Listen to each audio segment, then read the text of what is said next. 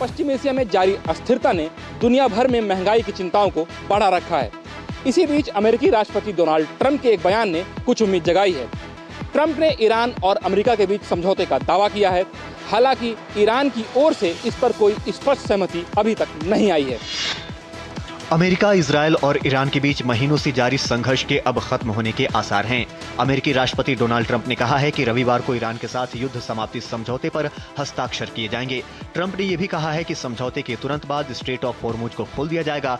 Trump का दावा है कि ईरान अब परमाणु हथियार नहीं चाहता है। उन्होंने संकेत दिया कि अमेरिका उचित समय पर ईरान के संवर्धित यूरेनियम को हटाने में मदद करेगा। ट्रंप ने स्पष्ट किया कि प्रस्तावित समझौता ओबामा काल के परमाणु समझौते से अलग होगा, क्योंकि इसमें किसी तरह का वित्तीय भुगतान शामिल नहीं है। वहीं दूसरी ओर ईरान ने ट्रंप के दावों पर सवाल उठाया है। ईरान ने स्पष्ट किया है कि समझौते को लेकर बातचीत जारी है।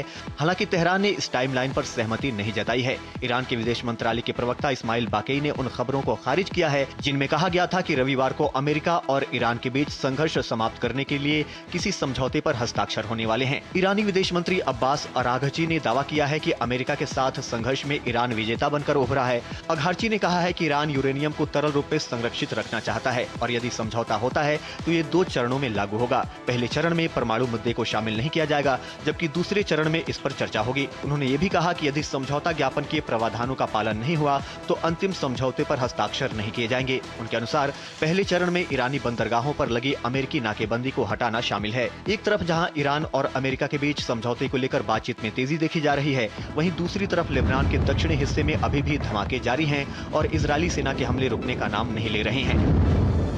जहां एक और ट्रंप समझौते का दावा कर रहे हैं, वहीं ईरान भी अपनी शर्तों पर अड़ा हुआ है। पश्चिम एशिया के तनाव और लेबनान के हालात किसी भी समझौते की राह में रोड़ा बने हुए हैं।